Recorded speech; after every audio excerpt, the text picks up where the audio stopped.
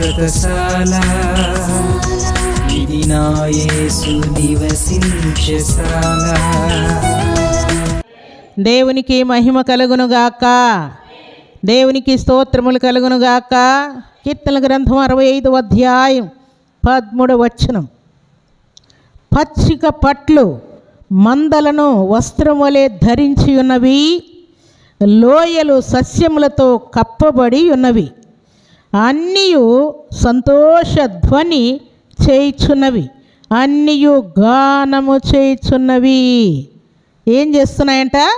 పై వచనం కూడా చదువుకుందాం. 12వ వచనం. అడవి బీడులు సారము చిలకరించుచున్నవి, కొండలు ఆనందమును నడికట్టును ధరించుకొని ఉన్నవి. కొండలు దేవుణ్ణి స్తుతిస్తూ ఉన్నాయంట, పచ్చిక పట్లు దేవుణ్ణి స్తుతిస్తూ ఉన్నాయి, లోయలు కూడా దేవుణ్ణి స్తుతిస్తూ ఉన్నాయి, అన్నీ కూడా దేవునికి కృతజ్ఞతాస్తుతులు చెల్లిస్తూ ఉన్నాయంట. నోరు లేనటువంటి కొండలు, లోయలు, పర్వతాలు దేవునికి కృతజ్ఞతాస్తుతులు చెల్లిస్తూ ఉంటే మనం దేవునికి కృతజ్ఞతాస్తుతులు చెల్లించాలా వద్దా చెప్పండి? తప్పకుండా చెల్లించవలసి ఉన్నది. అలాగే దేవుని సన్నిధిలో ఈలాగున సర్వ సృష్టి అంతా కూడా దేవునికి కృతజ్ఞతాస్తుతులు చెల్లిస్తూ ఉంటే, ఉదయం లేయగానే ఆకాశ పక్షులు, అడవి మృగములు కూడా దేవునికి కృతజ్ఞతాస్తుతులు చెల్లిస్తూ ఉంటే, దేవునికి కృతజ్ఞతాస్తుతులు చెల్లించటానికి దేవుని మందిరము చేరకుండా ఉంటూ ఉన్నారంట. కీర్తనల గ్రంథం 1వ అధ్యాయం 4-5 చదువుకుందాం.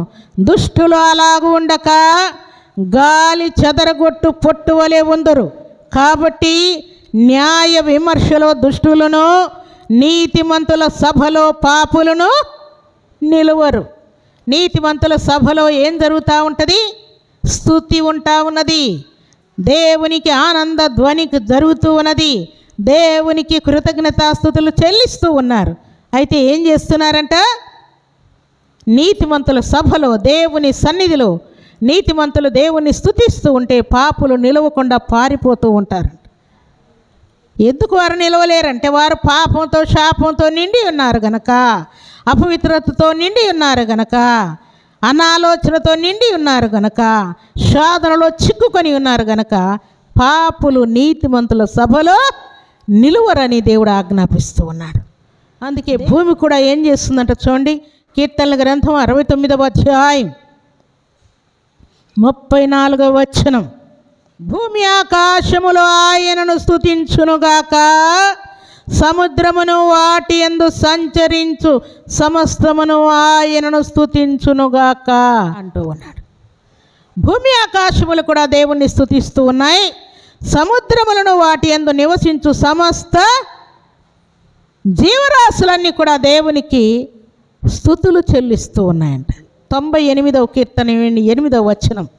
ఆయన సన్నిధిని నదులు చప్పట్లు కొట్టునుగాక, కొండలు కూడి ఉత్సాహధ్వని చేయునుగాక. దేవుని సన్నిధిలో ప్రార్థనలు, యాచనలు, కృతజ్ఞతాస్తుతులు, పాటలు, సత్య సువార్త ప్రకటించుట, సాక్ష్యం పలుకుట ఇవన్నీ జరుగుతూ ఉంటే కొండలు ఏం చేస్తూ ఉన్నాయంట? నదులు చప్పట్లు కొడుతూ ఉంటే కొండలు కూడి ఉత్సాహ ధ్వని చేయిచూ ఉన్నాయంట. మనం పాడే పాటలను మనుషులే కాదు ప్రియులారా, మనం ప్రకటించే సత్య సువార్త, మనం చెప్పే సాక్ష్యము, మన ప్రార్థన, మన ఆరాధన, మన స్తుతులు ఇవన్నీ కూడా మనమే కాదు వినేది, లేక ఈ మైక్ శబ్దం విన్నవారే కాదు ప్రియులారా. ఏం జరుగుతూ ఉన్నదంట? ఇక్కడ వ్రాయబడిన మాట, ఆయన సన్నిధిని నదులు చప్పట్లు కొడుతూ ఉన్నాయంట. ఎందుకు? దేవుడు ఆయన ప్రజల మధ్య జరిగిస్తున్నటువంటి కార్యాలన్నీ కూడా విని దేవుణ్ణి స్తుతిస్తూ ఉంటే, పాడుతూ ఉంటే, కీర్తిస్తూ ఉంటే, సత్య సువార్త ప్రకటిస్తూ ఉంటే జనులు నా దేవుడు నా జీవితంలో ఈ కార్యం చేశాడు, ఎంత గొప్ప కార్యం చేశాడని కనపరుస్తూ ఉంటే నదులే చప్పట్లు కొడుతూ ఉన్నాయంట. కొండలన్నీ కూడా ఉత్సాహ ధ్వని చేస్తూ ఉన్నాయంట. ఈ శబ్దాలన్నీ కూడా విని దేవునికి స్తోత్రములు కలుగునుగాక. మన పాట, మన ప్రార్థన, మన యాగము, మన సమర్పణ, మన అర్పణ, మన సాక్ష్యము ఎలాగున్నది? మీరు దేవుని సన్నిధి చేరారా? ఓకే, మేము కూడా చేరి ఉన్నాం, మేము కూడా ఏకీభవిస్తున్నాం, మేము కూడా స్తుతిస్తూ ఉన్నాం, మేము కూడా మీ సాక్ష్యం వింటూ ఉన్నాం, మీ పాటలు వింటూ ఉన్నాం, మీ సత్య సువార్త వింటూ ఉన్నాం, మీ పరిచర్యలో మేము కూడా పాలి భాగస్థులుగా ఉన్నామని సృష్టి దేవుణ్ణి స్తుతిస్తూ ఉన్నదంట. ప్రియులారా, ప్రభు సన్నిధిలో చేరిన ప్రభు బిడ్డలమైన మనం స్తుతిస్తున్నట్టు వ్రాయబడింది. అయితే అంత మాత్రమే కాదు, ఇంకా ఎవరు దేవుణ్ణి స్తుతిస్తున్నారన్నమాట. చూడండి, కీర్తనల గ్రంథం 148వ అధ్యాయం 2-3 వచనాలు. ఆయన దూతలారా మీరందరూ ఆయనను స్తుతించుడి, ఆయన సైన్యములారా మీరందరూ ఆయనను స్తుతించుడి, సూర్య చంద్రులారా ఆయనను స్తుతించుడి, కాంతిగల నక్షత్రములారా మీరందరూ ఆయనను స్తుతించుడి.